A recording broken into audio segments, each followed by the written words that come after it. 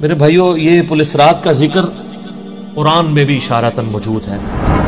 سورہ مریم کے اندر آپ کو 71 نمبر آیت مل جائے گی، پارہ نمبر 16 کے اندر۔ اعوذ باللہ من الشیطان الرجیم، بسم اللہ الرحمن الرحیم۔ وَإِن مِّنكُمْ إِلَّا وَارِدُهَا، اور کوئی بھی تم میں سے ایسا نہیں ہے مگر یہ کہ اسے دوزخ سے گزرنا پڑے۔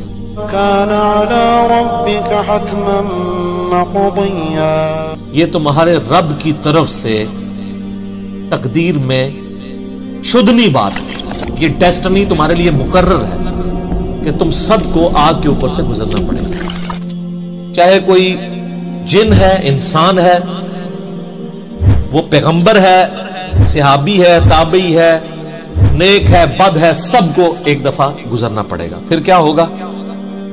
ثُمَّ نُنَجِّي الَّذِينَ اتَّقَوْا وَنَذَرُ الظَّالِمِينَ فِيهَا جِثِيًّا، پھر ہم نجات دے دیں گے اہل تقوی کو، اور جو ظالم ہیں ان کو گھٹنوں کے بل اسی دوزخ میں رہنے دیں گے۔ وَلِعَوْذُ بِاللَّهِ تَعَالَى اللہم اجرنا من النار، آمین۔ بخاری مسلم میں کئی ایک احادیث ہیں پل صراط کے حوالے سے۔ ایک وہ حدیث جو بخاری اور مسلم دونوں میں موجود ہے، اللہ کے محبوب صلی اللہ علیہ وآلہ وسلم فرماتے ہیں کہ قیامت والے دن اللہ تعالیٰ جہنم کے دونوں سروں پہ ایک پل رکھے گا، یعنی جہنم کو پار کرنے کے لیے ایک بہت بڑا پل رکھے گا۔ بخاری مسلم کے الفاظ ہیں، سب سے پہلے میں اپنی امت کو لے کے اس کے اوپر سے گزروں گا، اور اس کے بعد باقی انبیاء بھی اپنی امت کے لوگوں کو اپنے ساتھ لے کر گزریں گے، اور ہر رسول کی زبان پہ سمیت میرے رب سلم رب سلم رب سلم ہوگا۔ اے اللہ سلامتی فرمانا، اے اللہ سلامتی فرمانا، اے سلامتی فرمانے والے رب سلامتی فرمانا۔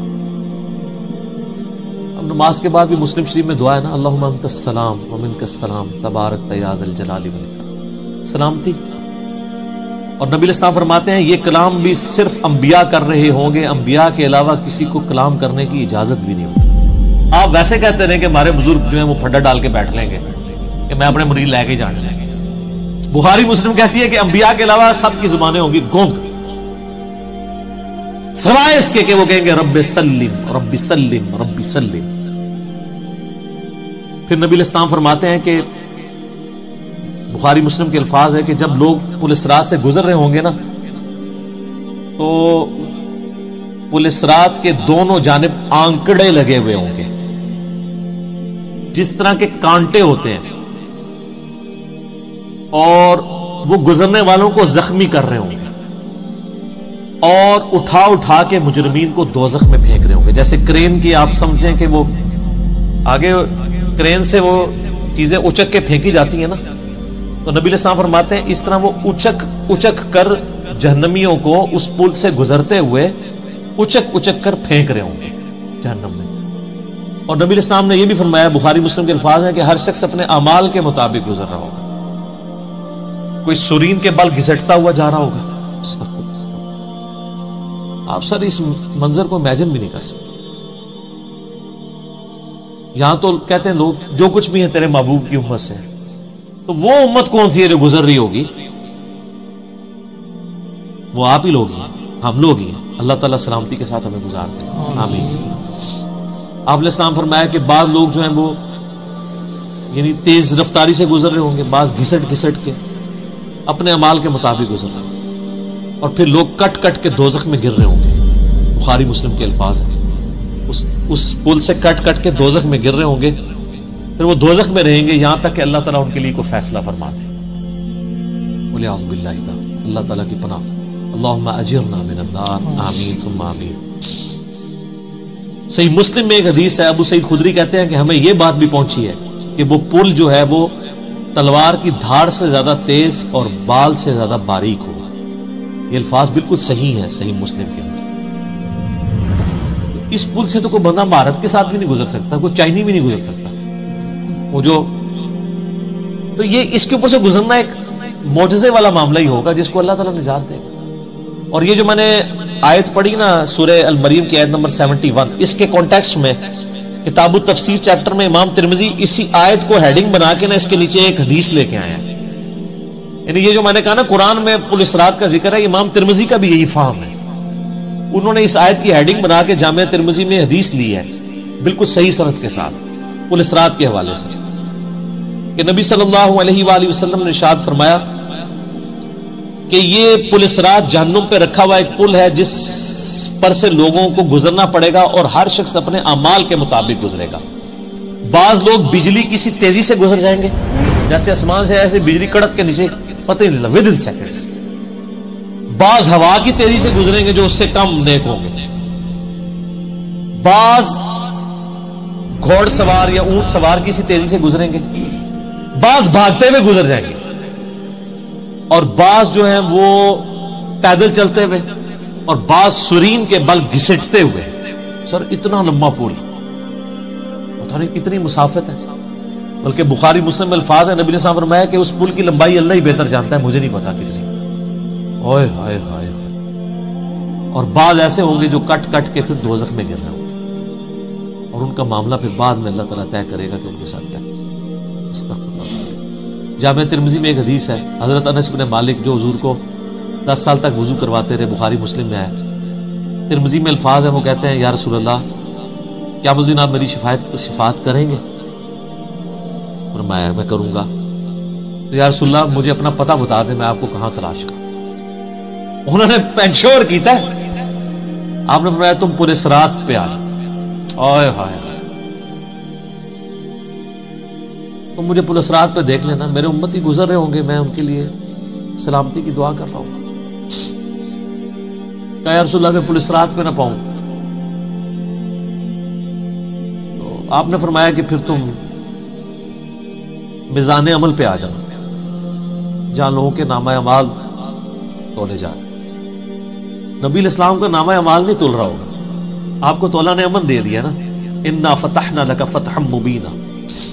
اور بخاری مسلم میں حدیث ہے، حدیث شفاعت کے سارے نبیوں سے لوگ ہوتے ہوتے حضرت عیسیٰ کے پاس جب اینڈ پہ آئیں گے نا تو وہ کہیں گے بس ایک ہی شخص ہے جس کو امن ملا ہوا ہے، تو محمد رسول اللہ کے پاس جاؤ، وہ شفاعت کریں گے.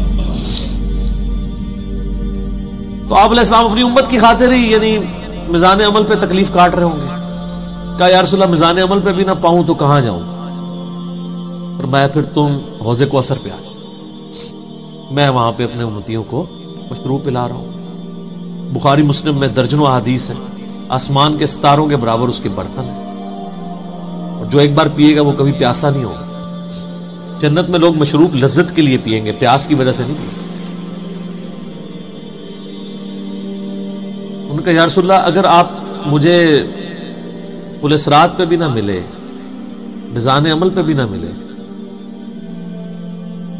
اور آپ صلی اللہ علیہ وآلہ وسلم حوض کوثر پہ بھی مجھے نہ ملے، تو پھر میں آپ کو کہاں تلاش کروں؟ آپ فرمایا تم مجھے تلاش کرنا، میں ان تین میں سے کسی ایک جگہ پہ ہوں. تو بخاری مسلم میں پھر یہ بھی آتا ہے کہ میرے حوض کوثر پہ کچھ لوگ لائے جائیں گے، میں کہوں گا اصحابی اصحابی، میرے ساتھی ہیں. مجھے بتایا جائے گا کہ آپ کے بعد یہ دین سے الٹے قدم پھر گئے تھے، انہوں نے دین میں بدعتیں جاری کر دی تھی. آپ فرماتے ہیں میں کہوں گا سحقا سحقا لمن غیر بعدی، تو دور کر دو مجھ سے، میرا ان سے کوئی تعلق نہیں. بخاری مسلم میں الفاظ ہیں، عبداللہ ابن ابی ملیکہ جب یہ حدیث بیان کرتے تھے تو کہتے تھے اے اللہ ہم تیری پناہ میں آتے ہیں اس چیز سے کہ تیرے نبی کی وفات کے بعد ان کے دین سے الٹے قدم پھر گئے. یہ وہی لوگ ہیں جو حضور کی وفات کے بعد مرتد ہو گئے تھے، مسیلمہ کذاب کے ساتھ مل گئے، منکرین زکوٰۃ میں شامل ہو گئے، سیدنا ابوبکر کے خلاف کھڑے ہو گئے. اور یہ صرف قانوناً صحابہ کے بارے میں صرف یہ حدیث نہیں ہے، عام امتیوں کے بارے میں الگ سے حدیثیں ہیں بخاری مسلم. یہ نہ سمجھیں کہ پچھلے لوگوں کے لیے، قیامت تک کے لیے جن لوگوں نے دین میں بدعتیں جاری کی ان کے لیے حدیثیں ہیں، اس میں امتی کے الفاظ بھی ہیں، وہ بھی بخاری مسلم ہیں. اور امت کیا کر رہی ہے؟ صحیح مسلم میں حدیث ہے، نبی علیہ السلام ایک دن اتنا روئے اور ساتھ ساتھ آیتیں پڑھ رہے ہیں قرآن کی. پہلے آپ نے سورہ ابراہیم کی وہ آیت پڑھی جس کا ترجمہ یوں ہے کہ ابراہیم علیہ السلام کہتے ہیں اے اللہ شیطان نے کتنے لوگوں کو بہکا دیا، تو جو شیطان کے رستے پہ چلا میرا اس سے کوئی تعلق نہیں، یعنی اعلان برات کر دیا اپنے ماننے والے. پھر آپ نے سورہ مائدہ کی وہ آیات پڑھی جس میں حضرت عیسیٰ علیہ السلام کی اور اللہ کی قیامت کے دن گفتگو ہوگی. اس میں عیسیٰ ابن مریم کہیں گے اے اللہ جب تک میں ان میں موجود تھا میں ان پر گواہ تھا، جب تو نے مجھے اٹھا لیا پھر تو اور تیری مرضی، ان کو عذاب دے یا چھوڑ دے۔ اعلان برات، حضور نے کہا کہ یا اللہ ابراہیم نے بھی اپنی امت سے اعلان برات کر دیا، عیسیٰ نے بھی کر دیا، لیکن میں کہتا ہوں میری امت۔ صحیح مسلم کے الفاظ ہیں، حضرت جبرائیل علیہ السلام آئے اور کہا کہ اللہ نے مجھے آپ کی طرف بھیجا ہے اور کہا کہ میرے محبوب سے پوچھو کہ اس کو وہ کون سی چیز ہے جو غم زدہ کر، حالانکہ اللہ کو سب کچھ پتا تھا۔ آپ نے فرمایا میری امت۔ تو جبرائیل علیہ السلام نے پھر اللہ کی طرف سے بشارت دی کہ نبی علیہ السلام کو کہ اللہ تعالیٰ فرماتا ہے کہ اے نبی آپ غم زدہ نہ ہو، ہم آپ کو آپ کی امت کے معاملے میں قیامت والے دن رسوا نہیں کریں گے۔ تو سبحان اللہ تو ہم پڑھتے ہیں، لیکن ہمارے ایسے کرتوت نہ ہو کہ سحقن سحقن لمن غیر آبادی نہ ہو جائے کہیں، سحقن سحقن لمن بدل آبادی نہ ہو جائے کہیں، یہ بھی تو چانسز ہے۔ استغفر اللہ واتوب الیہ۔ نبی علیہ السلام نے تو اپنی محبت کا حق ادا کر دیا، اور مسلم شریف میں حدیث ہے قیامت کا دن وہ ہے کہ جب ابراہیم علیہ السلام بھی میری طرف متوجہ ہوں گے، جس دن کوئی بھی اللہ کی بارگاہ میں کلام کرنے والا نہیں ہوگا، میں ابراہیم علیہ السلام کی سفارش بھی میں کروں گا۔ حضور کی سفارش کے بعد انبیاء کو بولنے کا موقع ملے گا۔ اسی پہ وہ اعلیٰ حضرت کا شعر ہے نا، وہ جہنم میں گرا ان سے جو مستغنی ہوا، ہے خلیل اللہ کو حاجت رسول اللہ۔ بل ہم شعر کہہ سکتے ہیں، ہم محبت کے لیے نعرے مار سکتے ہیں، لیکن نبی علیہ السلام نے جو امت کو تعلیمات دی تھیں حجۃ الوداع کے موقع پر، غدیر خم کے موقع کے اوپر، امت نے کسی ایک وصیت کا بھی پاس نہیں۔ اب یہ ایک دردناک ٹاپک ہے، جتنی مرضی بات کی جائے نہ ختم ہونے والی ہے۔